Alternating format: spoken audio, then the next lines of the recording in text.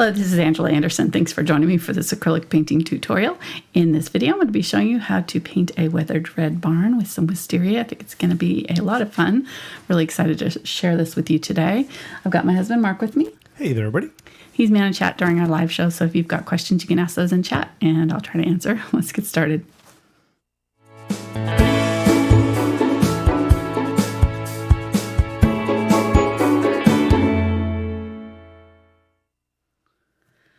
Alrighty, I'm going to be starting out with a blank canvas today. This is a 9 by 12 inch Fredrix Mixed Media's canvas board. Really, you could use whatever size you wanted to. I think this would be really cool on a large canvas.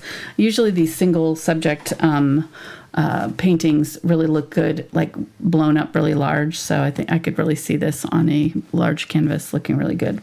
You're going to want just a large brush to kind of block in some of the sky and do a nice blend in the background. And then you're going to want, we're going to have lots of foliage and things in this one. So you're going to want some sort of a foliage brush.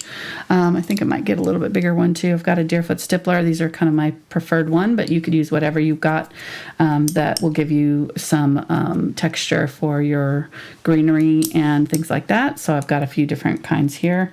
Deerfoot Stipplers and blenders here with the Velvet Touch, Princeton Velvet Touch in the red handles and the Select line in the blue. So, and then I'll mention the other brushes that I use as we go along. You're going to probably, the only other brush that's probably really important is just to have some sort of a textured brush to do the slats in the barn, because there's lots of little slats, and so I'm probably going to grab my Too Bright for that with the Aspen series. It's got a little bit stiffer bristles here. All right. And then the other thing I didn't grab is going to be some chalk or something to draw with to draw out our dimensions of our barn. That's a nice cup you got there. Yeah, it is. All right. You can't see it, but I got my chalk cup. Yeah, where'd you get from that? From France. Yes. Somebody got that for me. Somebody who loves you. Are we going to go over colors? Yeah, let's go over colors. Carbon black, burnt umber, burnt sienna, quinacridone, or are you going to do the yellow oxide? Thanks. Cadmium yellow light, cadmium red light, cadmium red medium, Quinacridone Magenta, Dioxazine Purple, Ultramarine Blue, Phthalo Blue green shade, and Phthalo green yellow shade. This one's a fluid color, but it doesn't really matter either one. I'm using heavy body acrylics here. Unbleached titanium, titanium white, and some gloss glazing liquid. Let me see, my palette cam is a little off. Skew. There we go. All right, so I'm going to grab my large brush, wet it down just a little bit, and spray my canvas before I start. You need to get rid of the palette cam there for me. Thanks. You're not really paying attention to what's going on tonight, huh? Usually I want to keep it large so when you mix paint on your palette, people can see it better. Okay. Let me see. It may not There's make a method sense to your math to most, but I had a reason. Got it. Check. Let the cameraman do his job. Yeah, let me come over there and stand uncomfortably close to you again. Get that side shot. No, thank you. No? Okay. No. All right, so I'm going to use Phthalo blue in the sky. I might add just a little bit of ultramarine blue. And if you want to gray it down just slightly, you can add a little tiny touch of burnt umber. I don't want to add a lot of it because it's a pretty bright, sunny day in the photo. I did kind of Photoshop it a little bit and brighten up the saturation of the colors. But I did want to mention before we started that thank you to Susie Bales-Oswalt, yes, for the use of her photo. She sent this to me and several others. Actually, you're going to be using 3 of the ones she sent me. So, yay, thank you to Susie. Yes, thank you. I know, I'm always up for painting a barn. And there's another barn that she sent too that was really cool in an old truck and how many all kinds of other ones did she send? No tanks. All right. Okay, I take back the whistles. So, a lot of times I get sent pictures, but sometimes they're just not quite right for painting. A good photo is not always a great one to use for painting. So there's kind of like certain things that I look for, and this one hit all the buttons. It was very good. I liked it. I know that criteria. Yeah, Mark has yet to take a photo that I'm painted, so he's still working on it. He's got the big rubber reject. If anybody has sent me a photo that didn't get used, just don't feel bad because I'm very picky. So Mark can attest to that. I'm going to use a little bit more ultramarine blue down here in the horizon line with some white here, and I'm going about halfway down or so. I'm going below my tree line because I want the sky to show up behind my trees. So if you go too high with your sky, then you won't be able to bring your trees down and up, into these areas because the foliage will not have anything behind it. Gotta kind of bring it all the way down behind where your trees are is what I'm saying. All right, I'm just gonna paint here and stop talking. Okay, there we go. So I've got some streaks in here. That's kind of what I want. It doesn't look like the same blue. The blues in our picture is a little bit more purple than I realized, but I think this is gonna work, so I'm gonna leave it. What were you saying? Oh, one of the guys from England that I've watched, trying to learn photography, he said something that stuck with me, which was, a scene may be beautiful, but it may not be interesting. And so when you take a picture, it might be beautiful to look at, but it's not interesting. So it may not keep the eye, capture the eye. So I was like, huh. So. Yeah, it's not always got enough of the right things in it for me, to paint, to make it an interesting painting, and have the right subjects, have the right contrast. And Mark's taken lots of pictures of that. I've mixed up some of the green now with a little bit of the burnt umber here. I'm just going to kind of use that at the bottom for just a generic kind of green backdrop it's kind of not too dark and not too light, sort of just in between. I haven't cleaned out this blue here. Yeah, it's Baby Bear here. But yeah, he's he's taken lots of photos of birds and flowers and different things, and either they're backlit wrong or the flowers got no contrast, and he took some really cool nighttime shots of some flowers, but the whole flower is a solid color with no variation in values. And so if you're painting a big round circle, I know it's a flower and it looks like a flower in the photograph, but I tried to paint it on a canvas. Something in that translation will not make it look, it won't look like a flower. It'll look like a big circle. And there's really no way to make it look like a flower unless you add that contrast. That's one of the... So back to the painting. Okay. Sorry to derail you there. What? Sorry to derail you there. It's okay. All right, there we go. So I'm just kind of doing like that. It's not going to, be left like this, obviously. This is just a...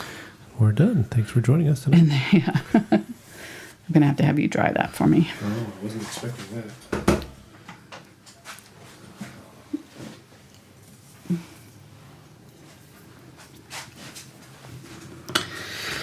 All right. I don't have anything to clean up. I am going to kind of clean this up, though, I think, while Mark took my brush for me. Now I'm going to just spray it and try to keep that wet if you can, so that you've got some of that sky color left to blend back into if we want to use it later. So, all right. And if you missed it, I'll show you what we painted on Saturday. This is our last Saturday of the month, but we did a really beautiful lavender field, and it's got good, very simple clouds, very simple tree, and very simple perspective. So it's got kind of some really good little lessons in there. It's just a 2-hour video, but this is one that I'm really I really enjoyed doing it for you guys. So be sure to check that out if you're kind of into landscapes. We are doing something fun this month that Mark suggested during this video. That's why I grabbed this. We're about halfway through this painting, and it didn't look like a whole lot. We had just some color up here and some big blobs down here, and it was well into the what I call the ugly stage of a painting, where we kind of you might start panicking if you didn't know, that it's supposed to look worse before it looks better. So we're kind of in that ugly stage, and Mark was like, if I didn't know this was going to be a lavender field with a tree, I would wonder what you were painting right now, and then we came up with the idea of doing kind of a mystery video. So we're going to do that. I thought it'd be fun. I hope you guys get behind it and join in for that video. It's going to be in a couple weeks, so not next Tuesday, but the Tuesday after, I believe. And you'll see the new schedule down is posted now. If you click on my name or my photo, you can go to it. But we're gonna paint something and not tell you guys what we're painting ahead of time, and we'll just it'll be revealed as we paint it. So I think it'll be fun for our chat, hopefully. All right. Let's see here. Actually going to use my white. I grabbed the blue, but I don't think I'm going to use the blue chalk. I'm going to use my white chalk. Okay, so I want to put the barn just slightly off center here. And I'm going to go ahead and grab a ruler, if I can. Here we go. And I want these vertical lines to be perpendicular to the edge of the canvas, so squared up. So I'm going to come in just a little bit, and I'm going to come a little bit farther away than I want because this chalk is so thick. And I'm going to come down almost to the bottom. That barn's going to kind of set down pretty low here and be kind of right in here somewhere. So this is sort of where, and we're really seeing it like straight on, so this makes drawing it much easier. It's going to be a real simple drawing because we don't have the sides or a whole lot of perspective to have to worry about when. So somewhere in there like that, just a couple of straight lines. And then it is slightly off center, so it's slightly tilted this way. So this line would be kind of at an angle slightly. But we've got so many trees and bushes and things in the way that you're not seeing that line a whole lot. I'm gonna go ahead and do my opening for the door right in here somewhere. And this line's gonna be a little bit more obviously kind of slanted. And then these lines up here are gonna be kind of slanted as they go up right here.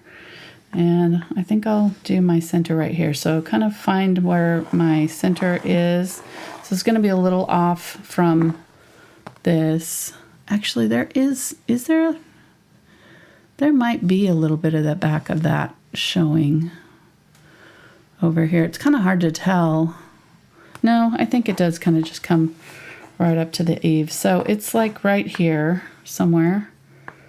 Just a little bit smaller on this side than this side, right? And that's going to make it look like it's a little closer to us on this side. Okay, so angling it down like that, coming off the eave a little bit right here and here, and this line, these lines,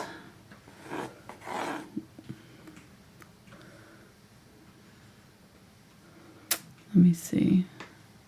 These are actually going to kind of converge out this way. So they're angled this way, but if you were to kind of continue the line all the way out here, there would be at some point way out here somewhere, these would all meet up. So this one is gonna, maybe be a little bit straighter up here, and then the ones up the top might start to angle down instead of up. That makes sense because they're gonna kind of be joining down this way. It's not all that obvious because they're so close to us. We're not seeing the perspective real heavy, so we're not seeing a huge shift in these lines. That vanishing point is way, way, way, way away. The closer the vanishing point is to your object, the more obvious this shift is going to be. Like if our vanishing point was here, our lines would be, really angled tight. But it's not. So, okay, I'll just move on. I'm just talking.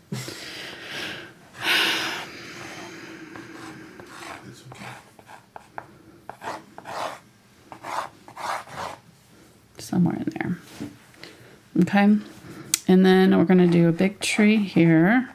And I'm going to do kind of a smaller one. I want kind of some movement here. I'm going to leave all of the kind of larger trees out and just do it kind of like this. Maybe do one up back here. Tall. There's going to be some along here. This line here makes it kind of look funky. It makes it look like it's that's where our horizon line is going to be. That's not where we're not going to even see it because we're going to have all these bushes and things in the way. So we're going to have greenery, things coming up here, grasses and bushes over here, and then the vines coming up our barn. Okay, so that looks good. This looks like a 2-year-old drew this, but trust me, we'll get it there. It's okay. It's a very simple drawing though, so that is the good thing. All right, I'm going to grab a fairly large brush. This is the 8 Bright, and I'm just going to kind of block in my house so that I have it ready to go. I'm going to use the purple and burnt umber, burnt sienna. I'm going to angle that a little bit more steeply than I had it there. Something like in there. Okay. And I'm just going to put this in so that I don't have to draw this again, because once I put my trees in, it's going to cover this up. So if I have this down, then I'll be able to see it underneath my trees. That makes sense. And so what I was saying about these lines here earlier was that the end of the roof is going to match up with that line. So just make sure that these both kind of wherever your imaginary vanishing point is back in there, these should kind of match up with it. I'm just going to go ahead and make them kind of straight across for the most part, maybe slightly angled this way. There's going to be our door opening. I want the door opening to come up just a little higher than my horizon line. So somewhere in here, these are all going to come down this way. So these are going to be across, and then these are going to come down and come down this way. This is something that you would definitely see in Arkansas. We've got all kinds of areas that have these. You'll just be driving by and see stuff like this. It's pretty cool. Such a neat. Yeah, we've tried to take a picture of one on the road up to see your parents going by like 60 miles an hour. Exactly. It's on a freeway, and it's just, or not freeway, but a highway, a 2-lane road that's curvy. Yeah, exactly. You don't want to stop. You don't want to stop. There's no place to turn off and pull over to take a photo of it. It's just like, it's always the case. And yeah. We took a picture, or you took a picture of that white barn. I did. I took a picture. Yeah, going to. We painted it. Yeah. We did it in palette knife style, so it wasn't as important for it to look good. I didn't have to have all the details that much. Okay, so somewhere in here, I'm going to bring this down just a little bit more, but there we go. So we've got a nice dark area for our barn to set in.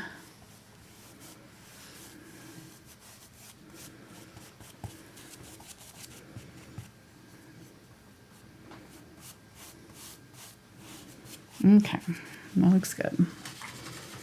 Trust me, it doesn't look good yet, but it will. I say that, they're like, that looks good? Okay. So they're like, there's live painting. Let me join and see what they're painting. Oh my gosh. I know. Looks like a Peanuts cartoon. We'll get you there. Trust me. There's a lot of ugly that has to happen before you get it to the where we're going. It's just the way it works. I'm gonna put some more green out. I grabbed a little bit of black because some of these trees back here are kind of backlit. I think our sun is coming from this direction, so we've got these trees back here kind of with not catching. We're looking at them. The sun's not hitting them is what I'm saying. We're looking at them with the sun behind them. So they're going to be a little bit darker. And then these ones over here, we're looking at them with the sun hitting them. So I'm going to go ahead and just pop in, and I've loaded up this 5/8 inch Deerfoot Stippler, and I'm going to just pop in some trees. And in the photograph, it looks like it's probably maybe I'm not sure when this was taken. Susie can tell us. But looks like it might have been a fall or early spring. I guess early spring because that's when wisteria is blooming. But so the trees are already kind of not past their prime. So we're gonna fake like these are leafed out a little bit. We're manufacturing some brighter color here. And I'm going to go ahead and grab a little bit of the blue from the sky, a little bit of a light green, and I'm going to kind of just soften these up a little bit so that kind of the edges of them sort of disappear. This just in? What? Early spring. Early spring, yeah. So if you had early spring, give yourself 5 points. Check.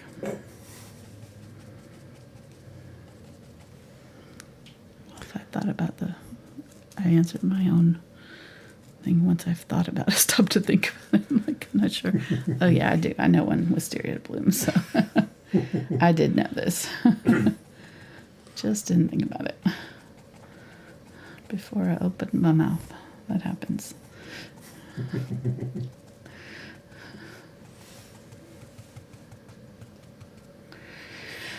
All right, so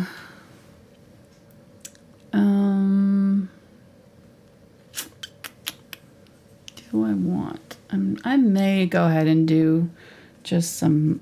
I'm going to do some light foliage back here. I may go ahead and put in some tree limbs just since it's kind of makes sense with the scene.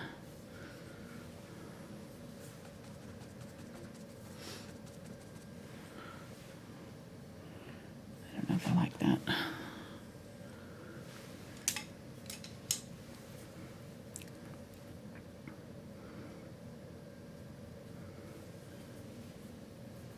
I'm going to get my liner here and just go ahead and I don't want it coming off the top right here too closely, but I am going to kind of bring it out here a little bit.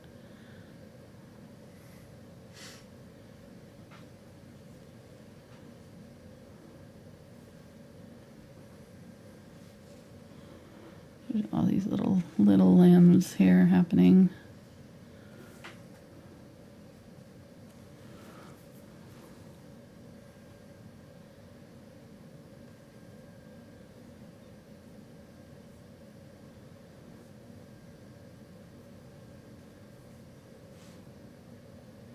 And then like see right here where this has got this little dinky thing here, you're going to have to thicken that up because you always want your limbs to get thicker as they go towards the tree trunk. You never want like a thin area there.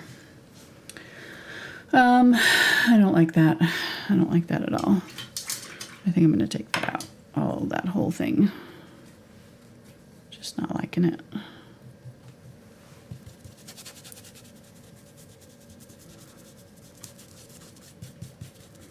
And this will kind of help too with that background being so blue. I just don't think I like the sky color for this. don't panic. I do this. It's okay. It's okay. It's okay. If you thought it was bad before, just wait. Yeah, we'll get it. We'll get it. Art can be scary. This is too solid blue. I don't like it. I don't like how it's looking. So I'm going to just kind of, it was just looking a little bit fake or something. I don't know what about it, but so I'm just going to get a little bit of that sky color. But I've got a little bit of green in it with the tree here, and I'm just going to kind of mess it up. If that makes sense. I don't know. Just muss it up a little bit so that it's not so perfectly solid.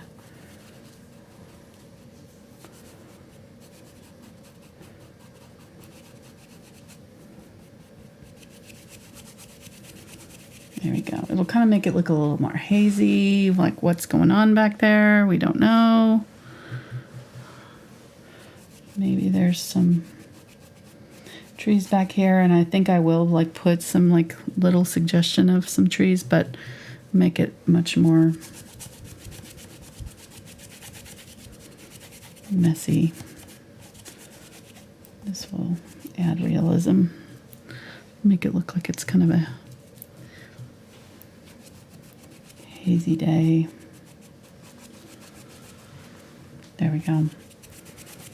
Okay.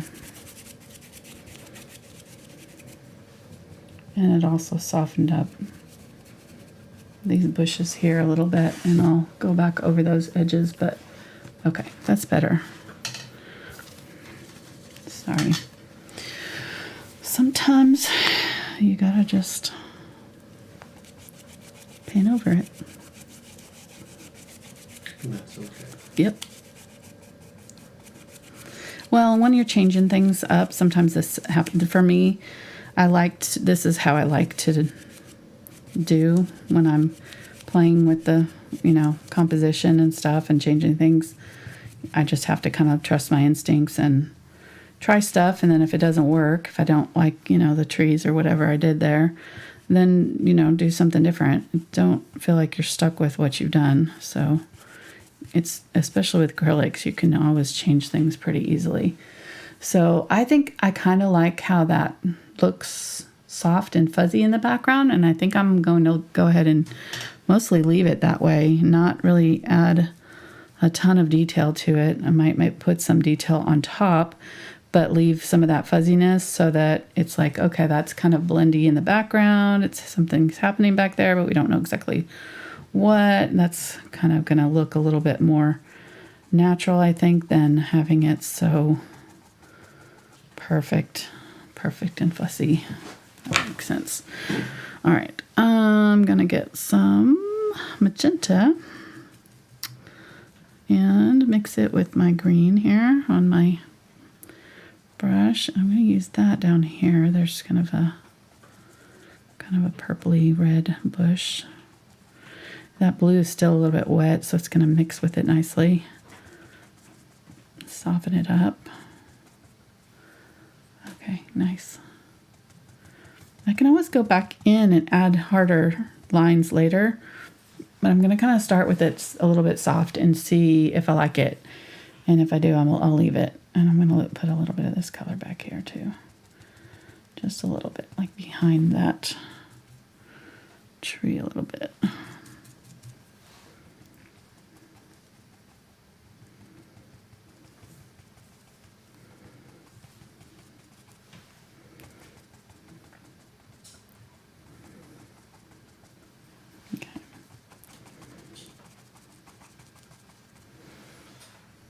Okay, we got a question about the brush. All right. If they do not have a Deerfoot Stippler, Yeah. What could they use as replacement? You could use a brush like this, or like a, one like a hog bristle brush. I don't have a smaller one to show you, but I know I do. I have this one. Something like this would work, like a hog bristle. These are cheap.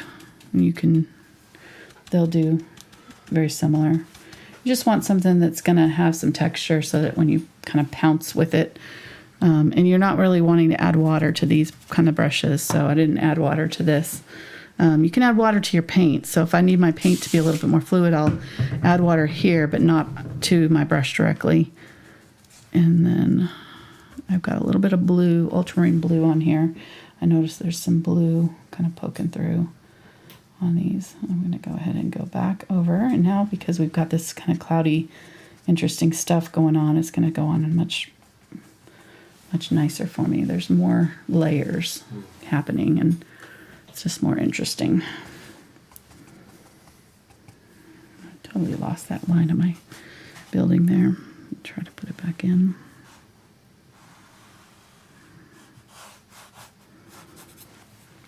I know where it is. Okay. Yeah, that looks good. Okay, let me get some dark. I'm going to get right up next to the building here and do really dark black, brown, green combo. Can even add a little bit of purple. Like purple with green looks really good.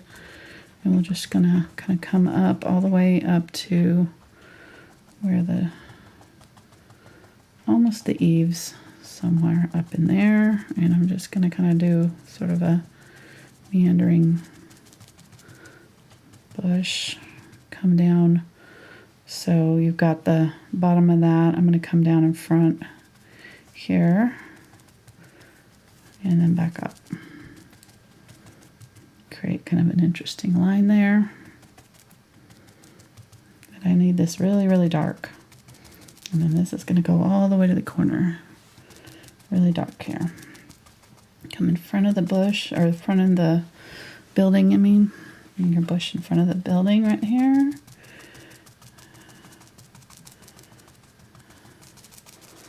There we go.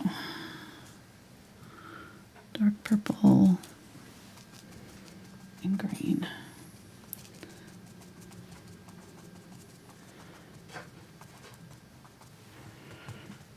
Okay. And I can tell now that I'm going to want to do something back in here, so I will make sure that I do, but for now I think that this is going to be good. I'm going to wet it down and just wipe it out. Try to get most all of that out of there before I clean it in my water. Okay, and then squeeze out most all that water, set it off to the side, and we'll clean it out later. Clean this one out. Uh-oh. Shoot. Got water on there while it was dry. I took off part of my sky.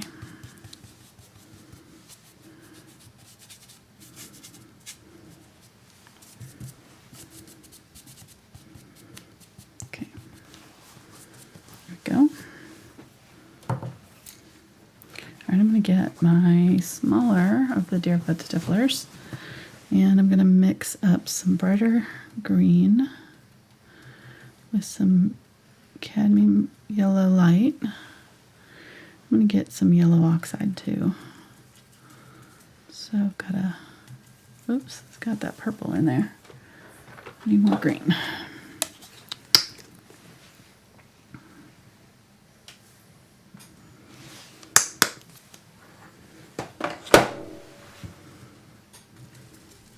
There we go. So light green. And I'm just going to kind of find this bush here, or this tree here, and add a second color. So add some dimension to it. A little bit darker values. I'm going to get some of this purple down here and add it to this green.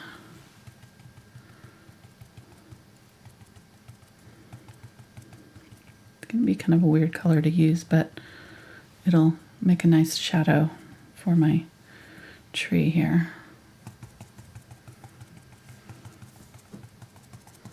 I just need it a little bit darker.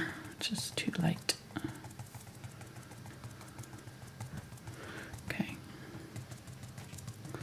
And then let's go ahead and give this tree a little bit of brighter, kind of reddish. I'm going to get the Cadmium Red Light. A little bit of burnt sienna. A little bit of that magenta, which is the color we started with. So I'm making kind of a dark orangey color. And I'm going to go, see how I'm leaving kind of the ghost of that color behind it? That's what I want to do. And that'll push those parts back and give this a little bit more depth without losing all of that interesting stuff that's happening back there. And then I think I'm going to get some of this green, leaving that red on the brush, and add it back in here. And going over the edge and just adding some detail there. So now I've got, you know, some different things. I kind of feel like it's leaning off the canvas here. So I might need to bring something up here to bring it back in. I may need another tree back here. We'll see as we get going. I feel like this probably, if we brought this down, it wouldn't do that as much. Right now it's kind of leading the eye this way. We've got kind of this angle happening right here. So you almost need like a tree or something to set right here to stop that motion. Like you could have a pine tree or something setting here. I don't know. We'll see. I'm not gonna do anything right this minute. I'm just gonna try to get this going because it's a Tuesday night and we'll be here forever if I keep making edits to it. I'm gonna get some white. I added some more yellow to this green, so I've got kind of a really light greenish white pale color, and I'm just gonna kind of tap using the very tip of the brush and create some little flowers right there. White, angle it so only the tip is touching. And I'm going to come out and create these like lines here.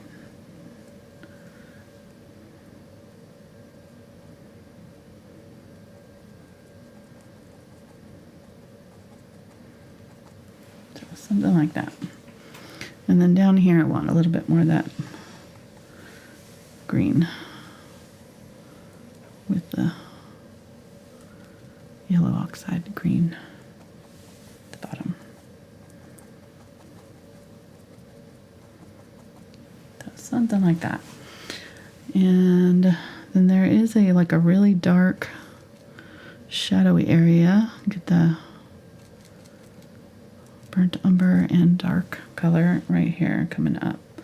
So just kind of along the edge of that barn there and over this. So kind of make sure that they've got some kind of dark coming up over it along the bottom edge there. And that'll kind of stop that and make it look like this is a separate bush here that is in front. I'm going to go ahead and bring this up, and I think that just bringing this side up might do what we were talking about, where it kind of stop the sloping momentum, maybe a little bit. Just kind of bring it in a little bit. We'll see if that's enough. I feel like it might be though, because the dark line is going to lead your eye up here and then kind of up here. Hopefully that'll be enough to kind of stop the slide off the canvas momentum. I could bring this red tree up here too. We'll see. All right, keep on going here. Sorry. Okay.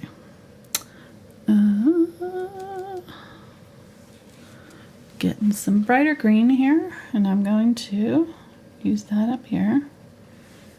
Kind of just now with this really dark in here, anything light is going to really show up nicely for us. So we don't have to do a whole lot here to get this really nice looking kind of foliage. And again, just kind of touching down the tip here, and now we've got some depth. Here we're leaving a little bit of this darker kind of showing. In the photograph, there's not like a really set, it's very like all one almost, you know, but we can separate it out a little bit this way. Just kind of changing the color and changing the values here.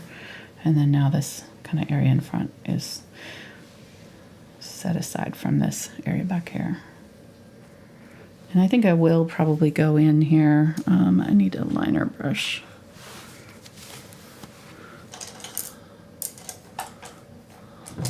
Where is it? There we go. We'll go in here and I'm going to get a little bit of black. I can get a little bit of this purpley color. It doesn't have to be all the way black.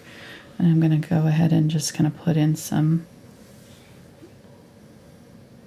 limbs up in here.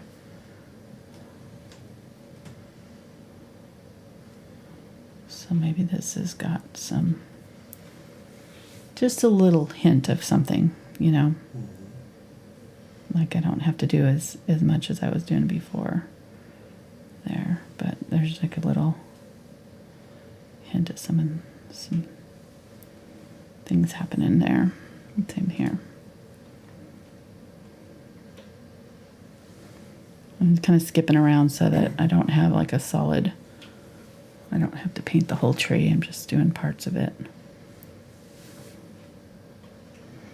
Little branches out.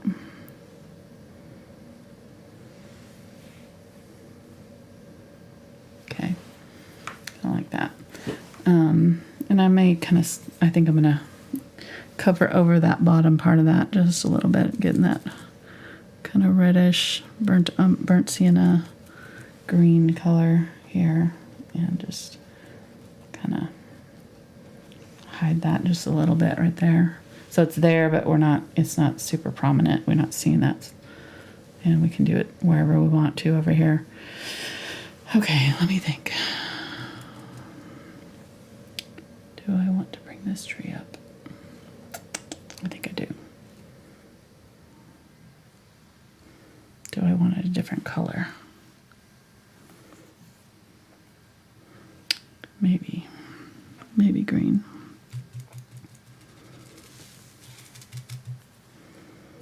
Okay, so it's going like this.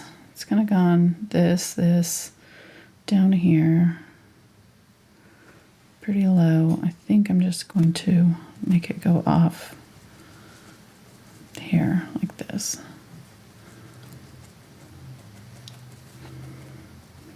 So it's going to just bring it all in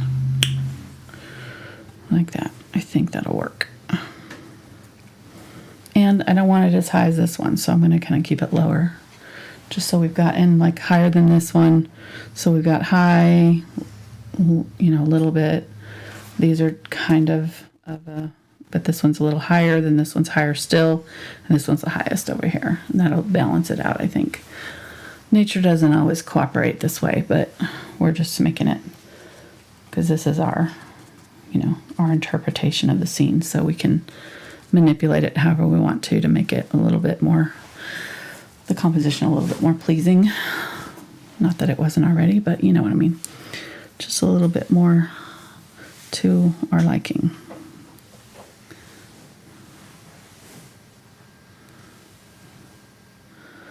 And of course, if you're painting an actual place and you want the trees to look a certain way, you wouldn't do this, but you know, in this case, I think we've got a little bit of freedom to kind of play with it. Sorry, Susie. Hopefully, this isn't like her favorite, you know. It's like, oh, that tree just messes it all up for her. She did say that, unfortunately, the new owners of the land tore it down. Yeah, so the barn is no longer there. Oh no. Yeah. Okay, added just a little bit of bright. That looked really nice. I like that little color there, just a highlight with the magenta and the red and the yellow oxide, and I think a little white too. I can't remember. I was talking and I wasn't paying attention to what I was doing. Okay, I'm going to put some down here in my grass. I'm going to just turn my brush upside down and flick it up. And of course this is not ready to put over the top of the barn yet, but I'm just going to kind of put this color in my grass down here. We're going to add other colors to it, but this is going to be just a little hint of this color in our grasses down here. It'll kind of tie everything together. And of course we're going to put this color in our barn too. So I'm going to go ahead and just kind of drag it up into the barn a little bit. What's left in my brush here.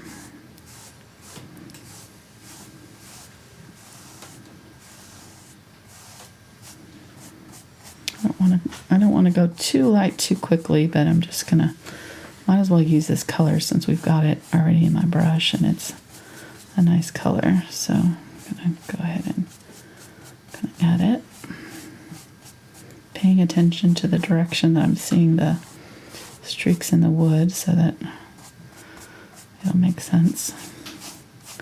See, and already it's starting to kind of come together. Now it's starting to look like a barn, isn't it? We'll get it there.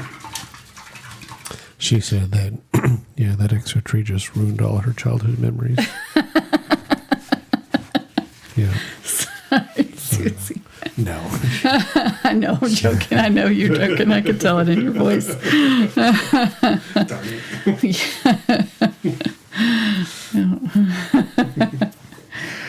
It's ruined. Thanks a lot. Yeah, that's just a Deerfoot, right? This is the Deerfoot Stippler that I'm still using here. Okay, and I'm trying to think if I want to switch to a different brush yet. I think I'm going to put some blue over here. I'm seeing this blue that's kind of popping through. And I'm going to get some ultramarine blue here and just a little bit of white. I'm just going to put it in this tree. It sounds weird, but I see it over here and I want to add a little bit of it over there. Why not? Okay, there we go. And let me see. Yeah, okay. I'm going to get my smaller, let's see, I'm going to get this brush here. And the advantage of this one versus this one is just that it's basically taking just that tip of the brush. So with the Deerfoot Stippler, you're having to kind of angle it to get just the tip touching. With this one, it's just the you know, it's flatter and you've got a little bit more control. All right, I don't know why I'm spending that much time on the brush, but that's why I'm changing it. If anybody was wondering, nobody asked. Just move along. Sometimes I try to anticipate what people would ask, so it's hard to know what people want to know. It's good to give people information in an informational tutorial. Well, I know, but it helps. I never know exactly what it is that people want to know sometimes. They want to know how you found such an amazing husband. Right. That's like the number one question in chat usually. I was young. I grabbed him early. That's before he knew any better. A lot of paint, a lot of redoing. Long, ugly stage. We've had our moments, but we both, fortunately, changed for the better, hopefully. I was telling Spencer, our son, last night, because, you know, we were talking about just YouTube and how weird it is. Or he was talking about his college, degree. And I'm using this green, this light yellow green with the yellow, cadmium yellow light, yellow oxide, and phthalo green yellow shade, and I've just mixed it in here. It might have a little bit of this blue from it, and then I grabbed a little bit of white here to add. So I've got like a little bit of a white side and a darker side. So I've got kind of both colors here. I'm just kind of adding a little meandering vines here with this. But yeah, Spencer was talking about, you know, his college degree and how only 30% of art majors actually make back their college money that they like in there. Like, that's surprising, but basically it's very rare for artists to make money as a career. And I could say yes. And I told him, you know, I was like, yeah, I worked my booty off for 20 plus years and didn't make a whole lot of money at it until we started YouTube, and I got lucky. And he said, well, you may have had some luck involved, but you put the work in so that you were ready for it when it happened. And I thought that was an interesting perspective. Like, yeah, that's true. And I've said, well, and it goes along with our relationship too. It's like we put a lot of work in our relationship too. And if we hadn't done all these things leading up to what we're doing now, we wouldn't have been ready for it. If this had happened, 10, 20 years ago, or well, it started 10 years ago, but what I'm saying, like if we were doing these live streams when we were struggling or having issues. Basically, we went to counseling, we got help, we changed, we did a lot of work on our relationship to get to the point where we're at now, and it's been nice to get to share doing this with my honey. For sure. And yes, we would have probably had a lot more arguments weird arguments if we were doing it a few years back. We learned how to communicate better in counseling. Should we try that now? No. Yeah. All right. So sorry, TMI. I just thought it was kind of cool, Spencer.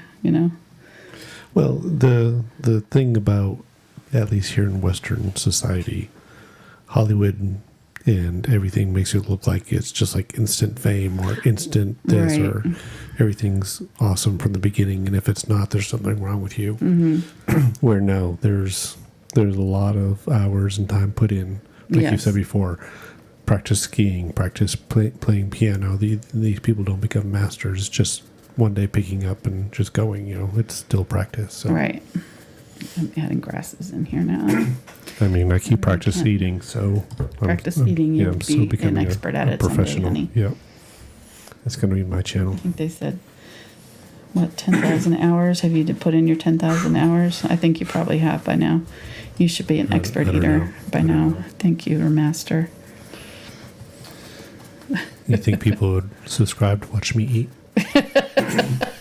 You never know. There's weirder things out there, I'm sure. Okay, I'm going to start a Patreon. All right, so there we go. And you can see how I left lots of that dark showing, and I kind of just made sure that my light colors were kind of all facing the same direction, if that makes sense. So I had the lighter color on here and the darker on here. And so as I was doing this, just making sure that I kind of ended each of these tips with the lighter part kind of facing out. Because that'll be kind of catching the eye. We're going to put the wisteria in here, but I can't really do anything else until I do my barn at this point, because a lot of this is going to be going over the top of the barn, and the grass is included. So, right. Let me see here. I think I'm going to go ahead and use my angle brush. This is a 3/8 inch angle, and I'm going to get my black. And what are you laughing at? Nothing. We're not having fun over here. In chat? Okay. It's all serious business. Okay. We are focused on everything you're doing. I see.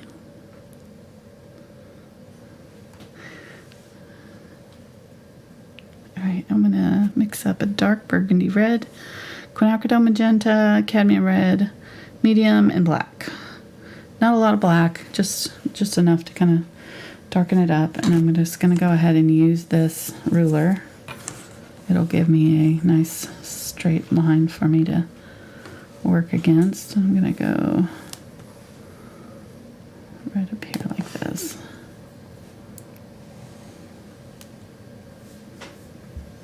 Man, I should have brought you in my speed square. Been all set. What's your speed square? What is that? It is a tool used by carpenters and framers. It's amazing how low tech it is, but how much you can do with it. I don't know why I did my line way out there. It's supposed to be right here. Oh well.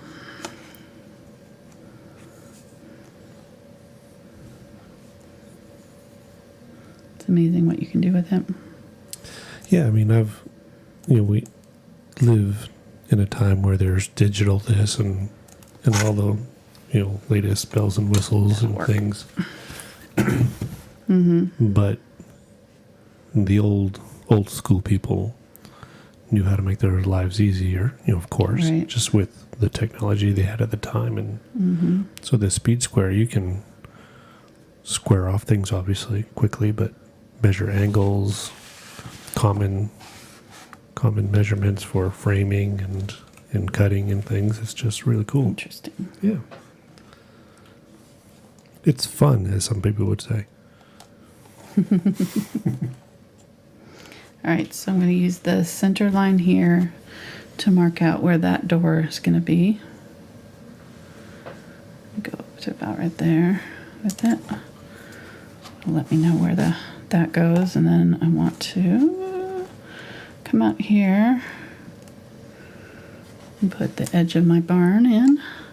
And again, this is a weathered barn, so it doesn't have to be exactly square. Obviously, it's kind of leaning and everything, so you don't have to be super exact about it. In fact, I'm probably, when I paint the rest of this in, I'll be kind of messing up my edges that I'm doing right now very perfectly, but this will just give me why my barn ended up being wider over here. Here we go. Okay, and then getting my dark black here. In fact, I'm going to add a little bit of ultramarine blue. I see some blue in it too. And just pick a spot for my eaves to go in. I can use my ruler for this too if you wanted to, but basically right along there. And then just bring that shadow down. And it's kind of different. I'm going to be painting a lot over this, so this isn't going to be the final shadow there, but it'll just give me kind of a starting point. And then I'm going to use a little bit of the darker burgundy, kind of a warmer tone in this side. Might be catching a little bit of the sunlight, changing that shadow color. Something like that. All right. And then inside my barn, I just need to, or shed I should say, it's not really a barn. I'm gonna do this open door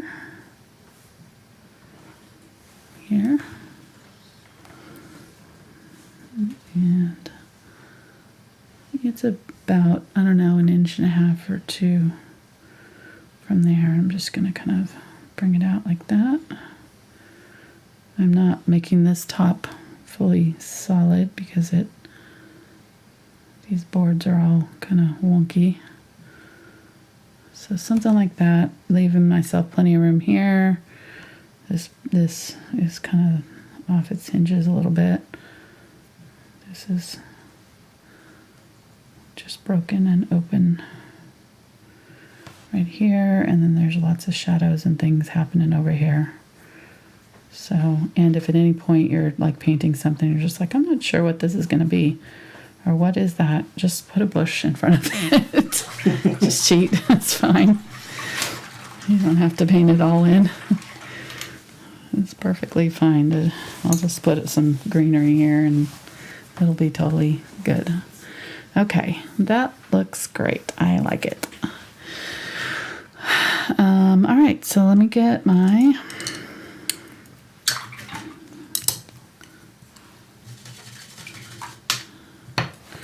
this is my 2 bright, and I'm just going to make a color to add my streaks on top of my barn. So I'm going to use the Unbleached Titanium with my Cadmium Red Medium, a little bit of the Quinacridone Magenta, and I'm just going to kind of skip it along here very, very, very, very lightly. so that the texture of the brush is grabbing the canvas in different places. I still want some of this darker burgundy red too. So I can add some of that too if I need it. I'm going to try to keep this. I think I'm going to, well, I made that a little wider there, so. I'm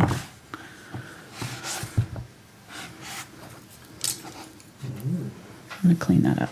I don't want it that wide because then I have to make the other side wide too. Susie says that in this picture, just inside the shed, there was an old truck. Oh, really? Oh, neat. Yeah, you can kind of see the white front of it there. Okay, yeah, the grill. Okay, I'll be sure to put that in. I mean, she said there was a tank in there. That's what you see. So you can probably just kind of put the barrel sticking out the door. I'm going to bring this down. Total ignoring their Well, master I class. widened out that other side, and I need to widen this side out to match it, because now it doesn't really match well. So, yes, I heard you, tank. That's not happening, but good try. Good try.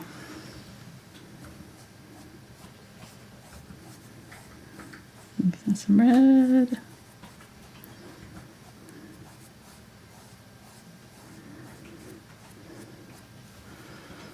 Okay. This kind of painting is one of my very favorite types to do because you really can't go wrong. Like you're just letting the paint do its thing. You know, get the colors on here, streak them on, and they're going to kind of do what they want to do. They're going to grab where they want to grab, and they're going to, you know, leave really interesting marks, and it's don't have a whole lot of control over it. It can be a little daunting, but at the same time, I think it's really fun and unique, you know, because you're just never really kind of knowing exactly how it's going to go. So you get to kind of just play and let the paint do its thing.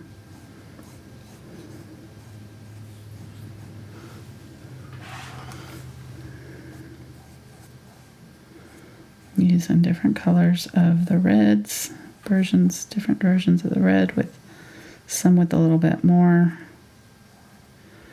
of the whiter tones in it.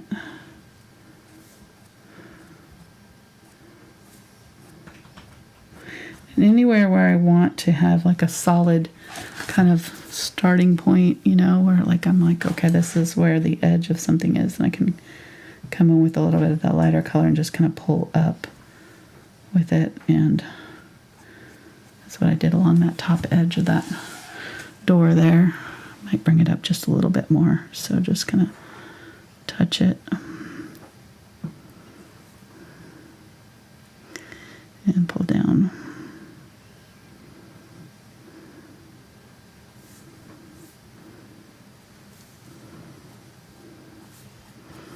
And if you lose all of your dark areas, you can always go back in and add dark streaks back in. So I can go back in and say, okay, there's a board here, and I can just kind of map that out with a little bit of darker color.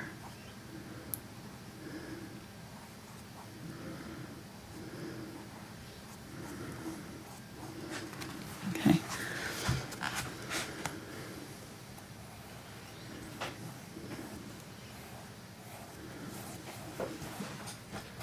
So did anybody fess up for taking the tray? I don't know. I asked for it back. We'll see. It was nice and put out some tomato starts for our neighbors by the road. I had extra, and you know, I'd seeded out my tomatoes and plants, and I had one of each extra, you know, of each variety that I wasn't going to need. And so I was like, oh, I'll just put them out by the road for people and post it on our Facebook thing about it, the residence page. And anyway, somebody took my plant The tray. tray. Like, seriously? I just bought those. Like, I literally just bought them because I needed trays for transporting my things. And yeah, so he's like, ooh, thank you very much. Like, nobody has commented. Nobody's up, commented. So. Nobody's fessing up, huh? No. I have to go individually message each person and be like, hey. Yeah, but it could have been anybody. I know. Stopping by. Well, and it could have been the wind, too. Somebody may have just left it and the wind blew it away.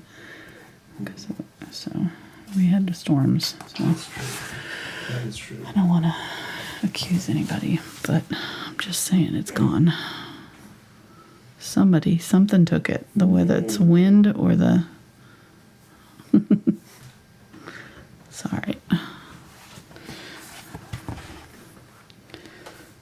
Okay, so I'm going to go just above where these two come down and go across here.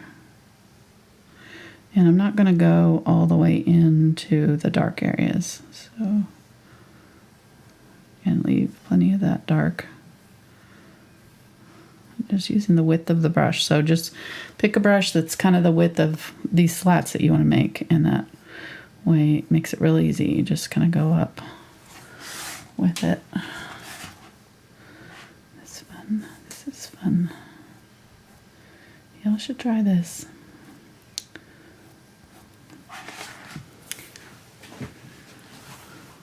It's like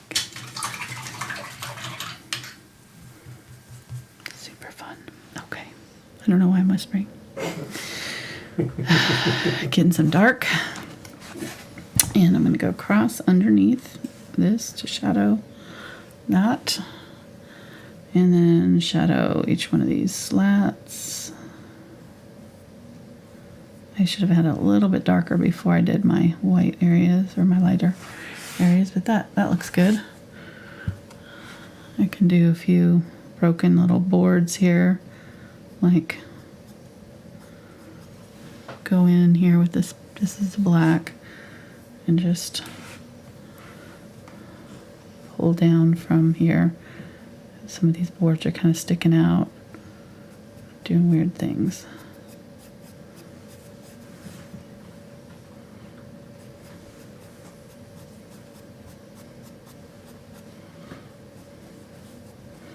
And the key to getting this kind of broken line is the flick. It's the flick of the wrist here. So you pull down and lift, you're going to get like a solid line, but if you kind of pull down and flick towards the direction where you kind of want that jagged line to end, then you get a broken edge to it. See how I'm just do it on paper so you can see what I'm talking about. So the difference between kind of pulling and lifting and the flick. The flick is going to create this kind of broken edge instead of having this solid dark where you're lifting.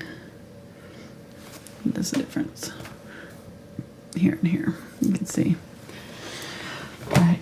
That was from the Hawaii thing, the beach palette knife. That's awesome. Yeah. Behind the scenes thoughts and... Yeah.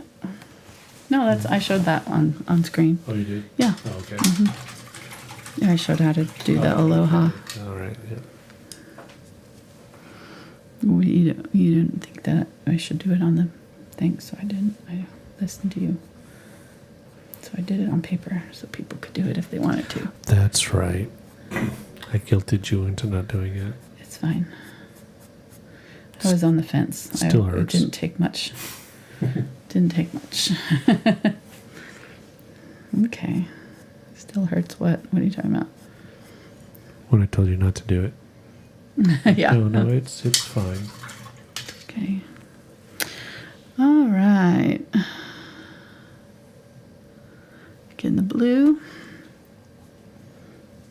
Yeah, I'm going to go back in here now and add my shadows for my flowers. And I'm just going to kind of try to anticipate where I'm going to put them. So I'm going to get those kind of behind the area where I'm going to put my flowers. And I'm going to get a little tiny bit of white here with my ultramarine blue. I have a little bit of black in here still too. Come on.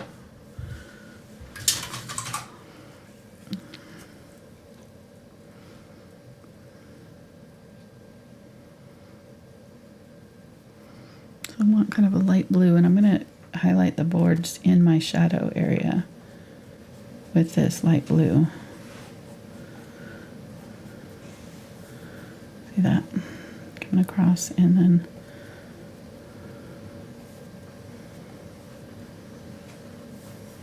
do some shadows coming across there with it too. And then down here, get a little bit of the darker blue. And there's some shadows coming up right here.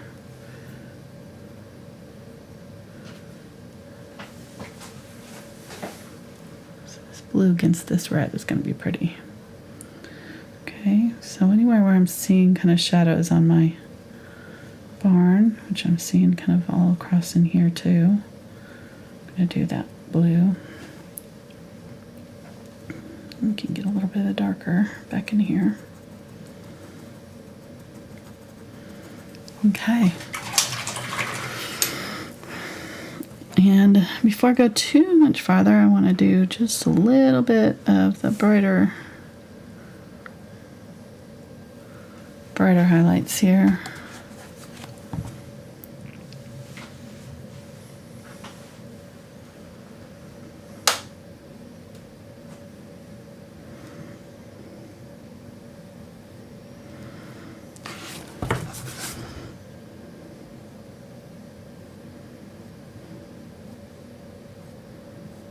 I'm turning this so I've got a good angle on it, but I want to be able to get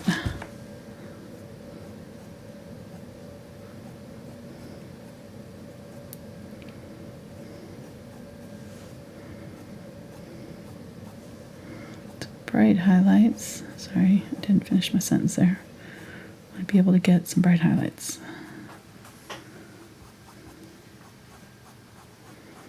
Kind of in my areas now that I know where my shadows are going to be. I'm just going to kind of hit those areas around there. Brighten that up. Get a little bit up here.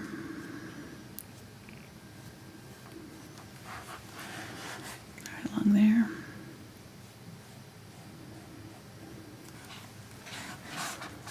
Nice.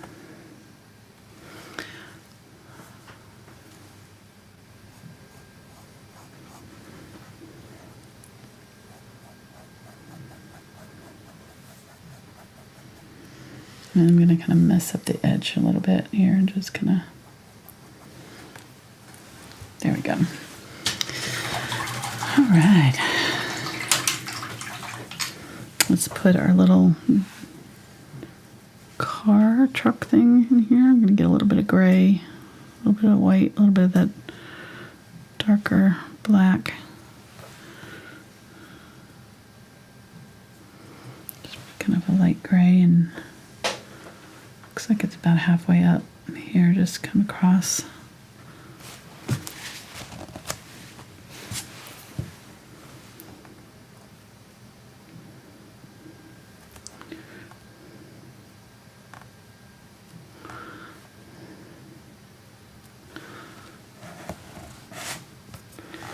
That's it.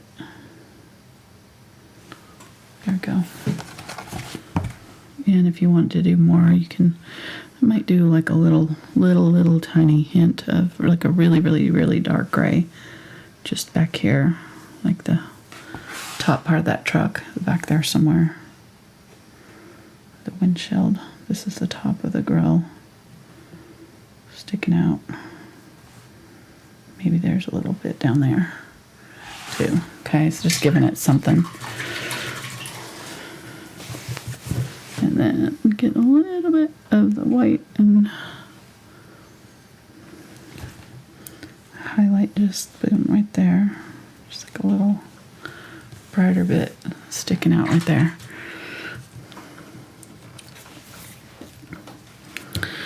And then getting my dark, just making sure that I've got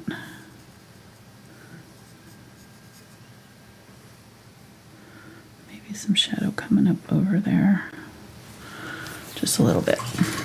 Okay. Nice. And then I'm going to go back to this brush here, this Deerfoot Stippler, not the Deerfoot Stippler, the blender, and grab that color that I was using before, the yellow and the green, and get the darker color on one side and the lighter on the other. And I'm going to go in here and put in my greenery over the top of my barn. I want this to pretty much match this brush over here. It's kind of continuation of these, so probably could have waited to do this barn or this bush until I did this part here. There's really no reason why I had to do it first. I just did it. But it really makes more sense to do it now so that these match exactly the same color.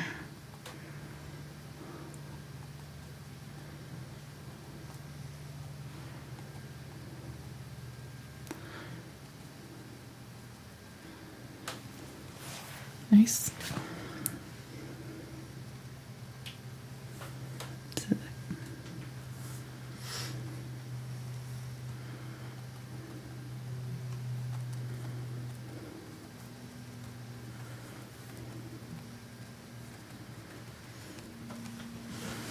All right. It's fun. It's fun doing these. I love this part of the painting when it starts to come together. And all this hard work, all this ugly starts to make sense. All these weird colors and things that we added. You're like, oh, okay, now that dark that didn't make any sense before is giving us a good contrast for these really bright colors that we're putting on top of it. Nice. I like it. Getting some yellow and some white. Wherever the sunlight's hitting your greenery, it's going to be more yellow. So this ones that are kind of peeking out here and getting a lot of sun, give them lots of yellow.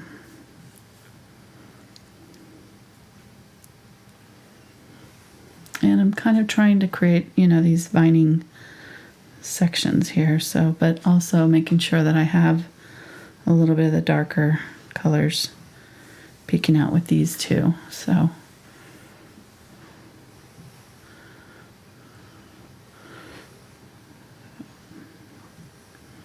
a little bit of both. Put some of this yellow through here.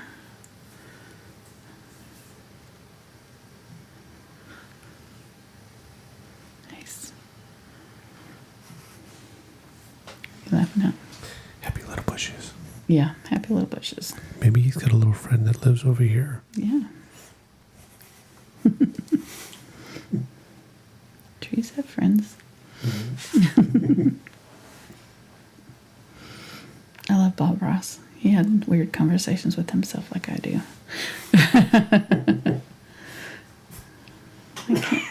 Why can't trees have friends?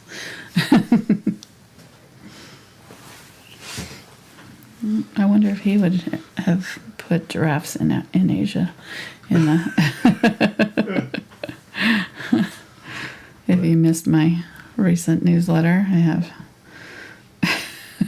But polar bears, really? A preview of my new series that's for patrons called Animals of the Continents. Animals of the world, really. We're going to do different continents and kind of feature different animals of each continent. And so I had a picture of Susie, the one that gave me this photo, gave me a picture of a white peacock, and I was like, okay, where's a white peacock from? It's from India. And so I was like, okay, well, we'll do Asia as our first continent, and started looking up animals and added a panda bear, added a tiger, added a giraffe, because it fit in the composition just fine. Added a baboon up in the tree. It's like, that looks pretty good. The peacock. It was, really nicely composed. It's like, okay, check, send it. I posted it on Crowdcast, and I sent it out in my newsletter, put it in my schedule grid to post all over social media. It was like Animals of Asia. And then I was telling Mark about it the next day. It was, okay, in my defense, it was 1 a.m. when I was doing it.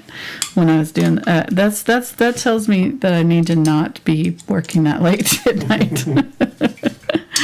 But I wanted to get it into the newsletter. And yeah, so no. I was telling Mark about it. I'm like, yeah, I got, I was like, I'm going to do this new series, and, it's going to have a giraffe and a panda bear. And I'm like, wait a minute. Giraffes are in Africa, right? It's like, what the heck? Why would I? It was never even occurred to me. I just was looking through my animals and what would fit, and I was like, yeah, that works. Oh gosh. Sometimes when I do stuff like that, I'm like, really? Really, brain? So yeah. I just posted about it on Facebook. If you want to laugh, you can go see it. It's on my Facebook page. Yeah. Yeah. And it looks great, though. Yeah. It worked. The giraffe looks really good with the panda bears. Maybe it does. Someday it fills in that space nicely. It did. It filled it in nicely. I was looking at the composition and what would work. Yes, this will fit nicely. That whole right side. Giraffe done. All right, gonna mix up a little bit of the Quinacridone Magenta and the Dioxazine Purple here. Added a little tiny bit of white, and then I went back. I'm gonna go dark first here and then come back and do it. And I decided to go with my number 2 because this is about the size of the flowers that I want to do. So this will just I'll be able to just pounce and do the flowers in one go. Why not? Yeah, so I'll laugh. You gotta laugh at yourself when you do stupid stuff like that. At least I do. Yep, you gotta own it. Gotta own it. Move on. I totally did that. I'm just well, that's a really auspicious start to my Animals of the Continents. Obviously, I need to work on my geography lessons. And then Mark was laughing. He was like, well, you could always switch out the giraffe with a polar bear, ha ha ha. Mm-hmm. And then I looked it up, and there are polar bears in Russia. It's but not giraffes. Not giraffes. So, oh well. And I'm going to fill this in a little bit more flowers than there are on this side. I'm going to maybe go a little bit more pink just to give it a little different color. Why not? Get more light maybe over here.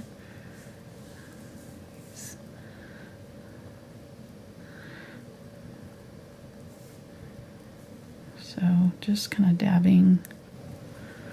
Each one of these dabs is another. They have these, they're almost like grapes that cluster and drop down. Fun. Love this. Need to try it. Paint just some Wisteria. Okay. Really fun. Let's bring this one all the way down, almost to the ground here.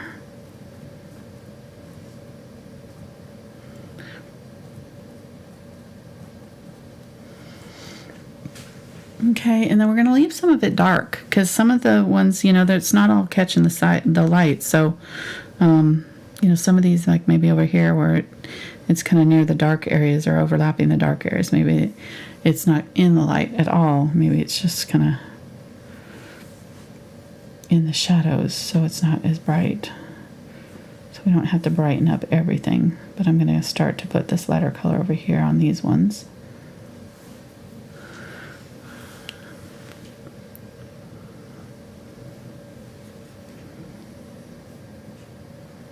Maybe there's some of these up here that have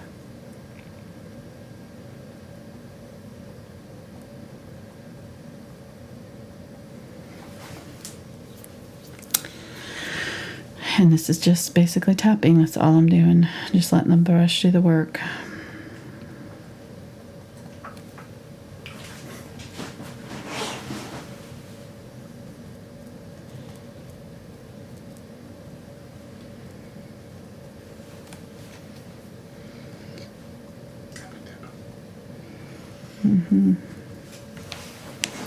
And then getting the lighter colors, getting some more white here if I got any.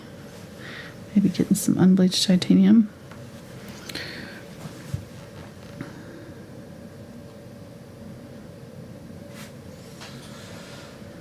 And tap at the top of some of these and what? So you have a new link in your description. I do, yeah. So I get questions all the time about like what to buy, you know. And I have a set of brushes to buy at the Brush Guys. I've had that for a while, but I have an affiliate partnership with Blick.com, which is where I've bought a lot of my paints and things. So, you know, you can get, if you just need brushes, go to Brush Guys. There's a link down in the description and 5% off for Angela Fine Art coupon. They've got grid like sets and things, and I've got a list of my recommended brushes. But now the Blick also has a list, and so you can go there, and I've listed all of the main colors and paint colors and brushes and materials like palette paper and the transfer paper that I use and different things. I've even got the glass palette that I use in there. And there's a list that's called the required list, which is not required. It's just like if you were only going to buy your beginner set, basically, it's like that's what that is, the required set. If you're very first starting, you don't have any materials, if you buy that, it'll give you kind of all the basic brushes and paints. It's got the set of Liquitex Basics, 48 colors, I think, either 36 or 48. I can't remember which one I chose, but I looked in there and made sure that it had all the kind of most of the major colors that I use, and all of these brushes that I'm using. So, and anyhow, so you can go there now, and if you just click on it, the link down in the description for the Blick store. Yeah, it says Blick U acrylic painting supplies list for Angela Anderson Thankful Art. Yes. And you click on there, and you can do the, like you said, one-click buy all. Right. And so if you click that, it'll put all of that stuff in your cart, and then you can go through and just take out what you don't want. But it's kind of a faster way of doing it if you just want a beginner setup, you know, kind of thing. So yeah, check that out and see. I think the whole beginner thing was like around $200 to get, you know, just basically all the paints and brushes that you would need to do all these paintings that I do. So all of the required quote stuff? Right. Okay, so let me click that right now. Buy all. And it should put it in your View cart. Cart and check out. And then, yeah, you can just go through and edit and take out anything that you don't want. Right? Or, yes. Yes. Yeah. Okay. Yeah. You can remove. You can silence do. is scaring me there. It's like Well, it took a moment to load in. Oh, okay. You can remove it, or you can have save for later. So if you want to come back and buy it later. Right. But yeah, there's and then a bunch of stuff. Yeah, there's a bunch of stuff. How much is it for the whole thing? No, not for the whole thing, but just for that first section. Oh yeah. So I obviously pressed the wrong button because I'm at $1,100. Well, that's for everything. I know. I was like, man, that's expensive. I can't believe So it. I obviously pressed the wrong button. Okay. No, it should just be the required stuff. Right. Does it let you select just that? This is fascinating The TV. required is... Buy all required. Okay, I clicked the wrong button. Okay. Yeah, so click the buy all required. Yeah. Otherwise, it'll put everything that's even in my list in your cart. You don't want to buy everything at once, so trust me. Right, at least on my phone, the first buy all was everything. So scroll down, and then you find buy required. And there's a bunch of stuff in there. Mm-hmm. It's got all the basic brushes. And it's even more. Well, because you didn't take the other stuff out of your cart, honey. Oh. Mark doesn't understand how carts work. My God. So now, if you buy everything and then double of all the required stuff, you're up to $1,300. Yeah. Okay. So it's around $200. That's what I thought. So can you tell who does all the online shopping? Yeah. Okay, so I do checkout now, right? Don't do anything. Just back out. I'm going in here and adding highlights. Oh, there's one right here. That's cool. One right here. Got to do that guy. Oh, Mark Anderson. You're supposed to be helping me here, not... And now there's the reason why I have holes in my socks. Yes. Let me see how much stuff is in my cart. There's only 104 items in my cart right now. My goodness. You're a mess. Can you just delete everything and start over? Yeah, I was wondering if it does. I think it probably does. My goodness.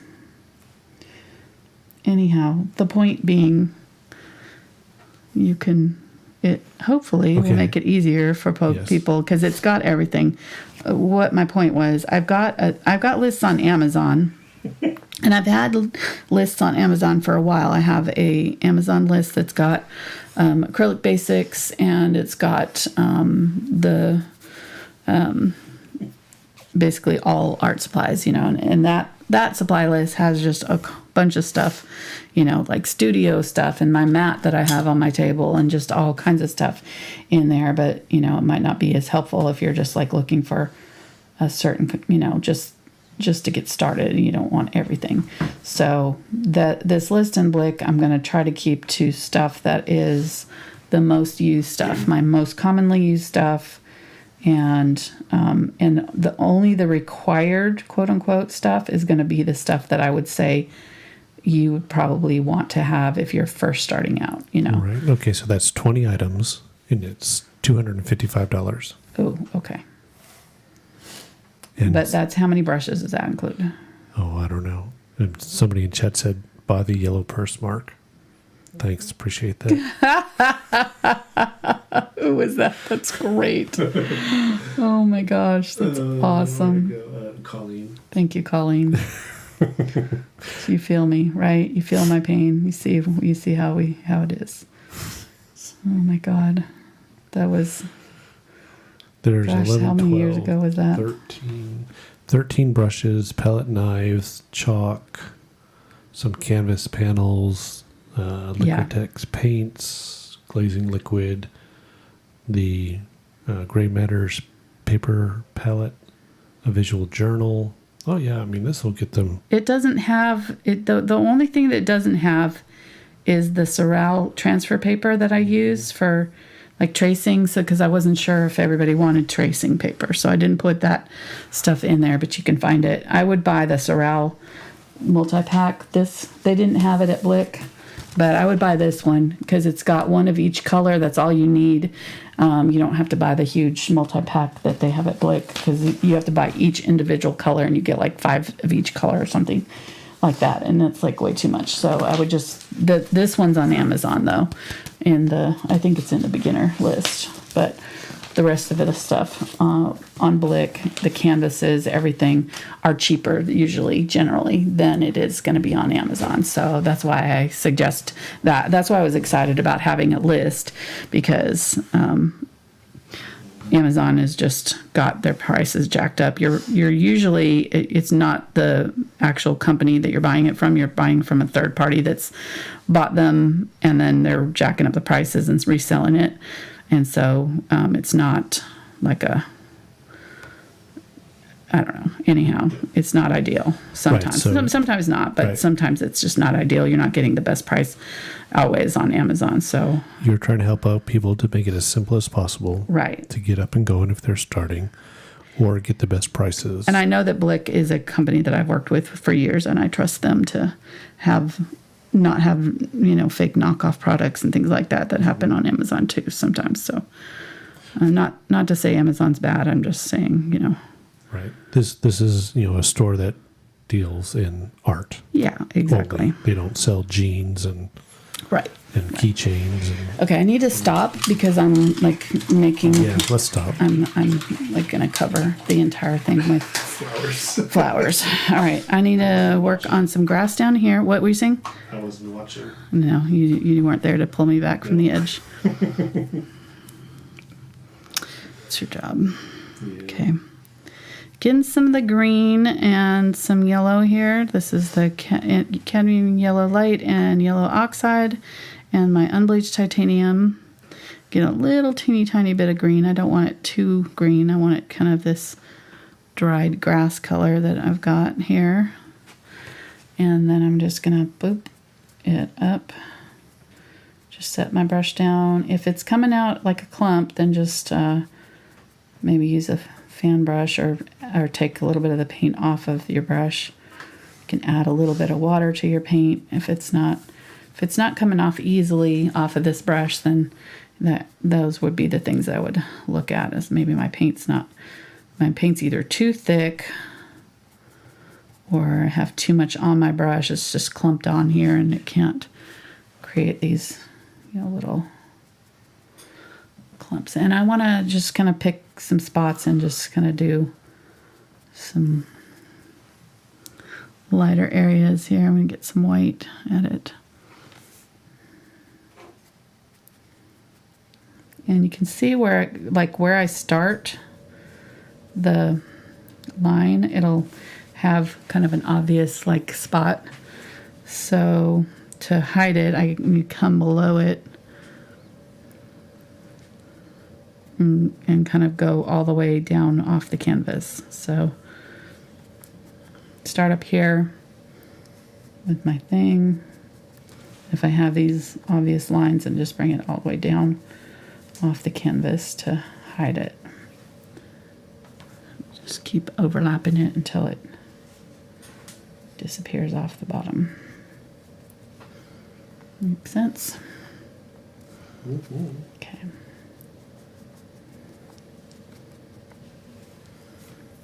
I like it. Okay, I think we're about done. All right.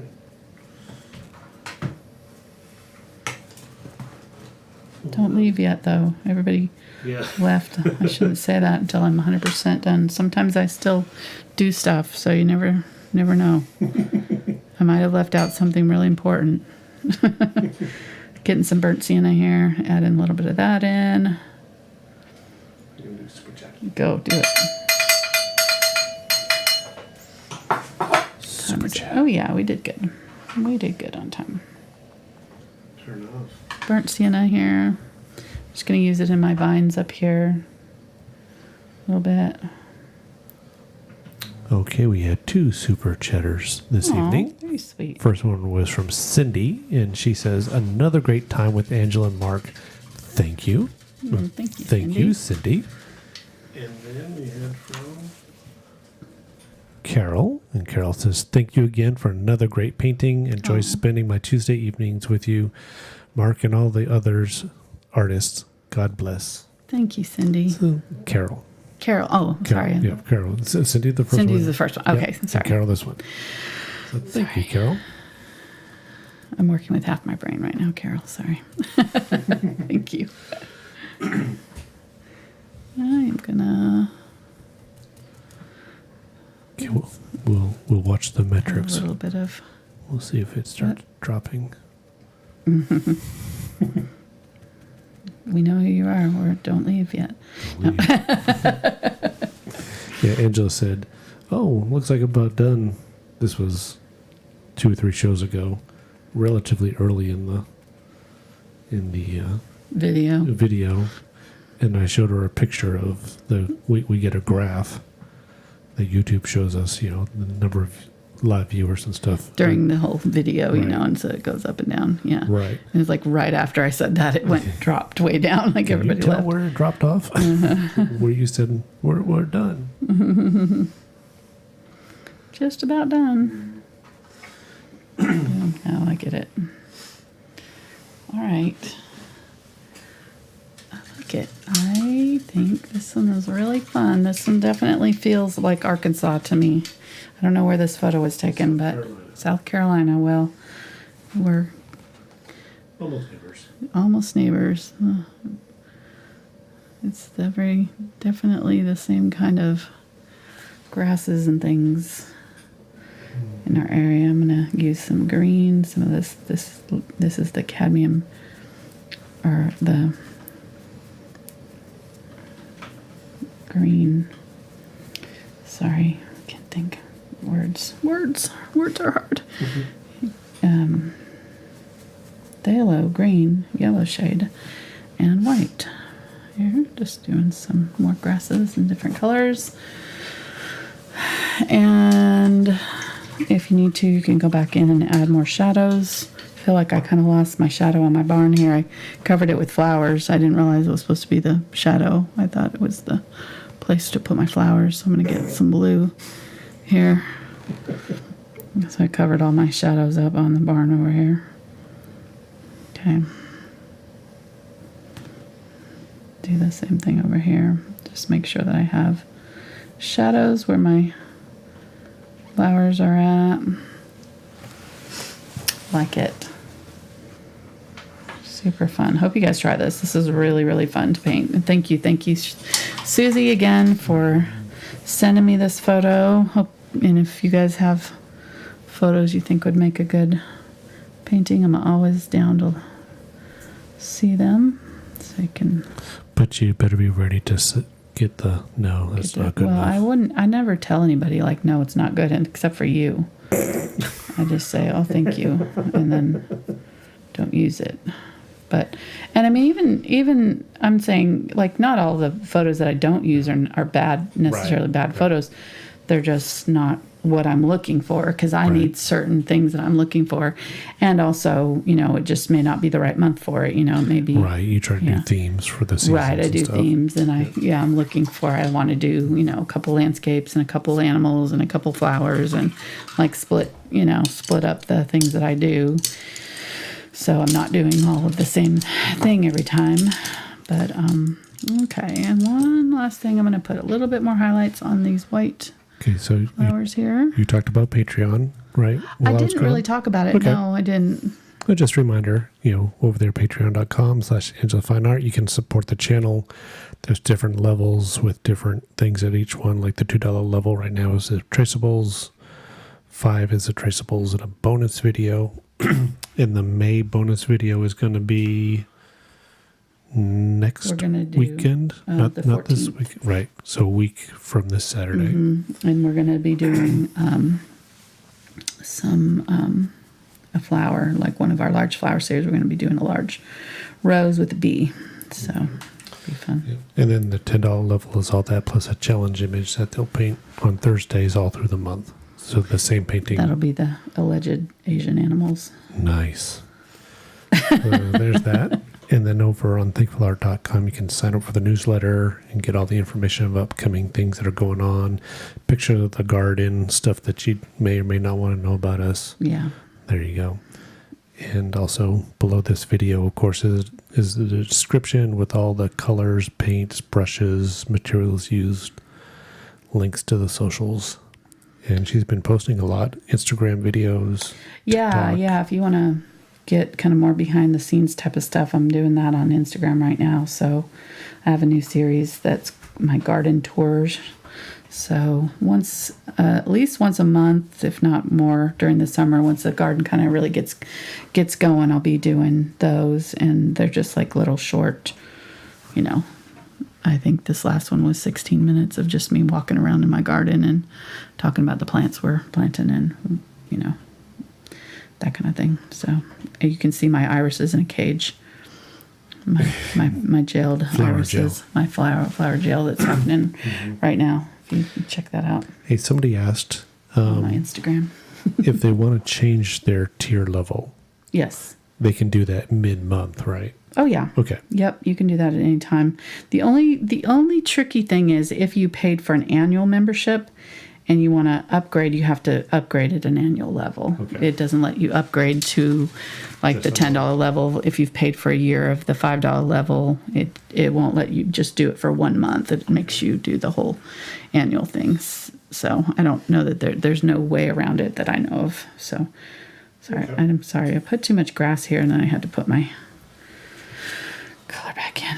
I'm just fussing now. Okay, I'm gonna stop. So yeah, if you want to see the behind the scenes of what goes on around the house, the raised beds and the My tomatoes are gonna go in this week, so I'm gonna Failures. actually be doing that on TikTok and showing ooh, nice. those on TikTok. And I just also on TikTok, I just posted 2 videos that might be helpful. They're called, one is for blending and one is for line work. So they're kind of the 2 common problems that most beginner acrylic painters have. And so I kind of decided to do like really quick, and they're like literally a minute long, but it's just given my like top tips and hacks and things. And if you've watched my videos, you've probably seen those sections, but they're kind of condensed and made a little bit more like, shorter. So you can check that out.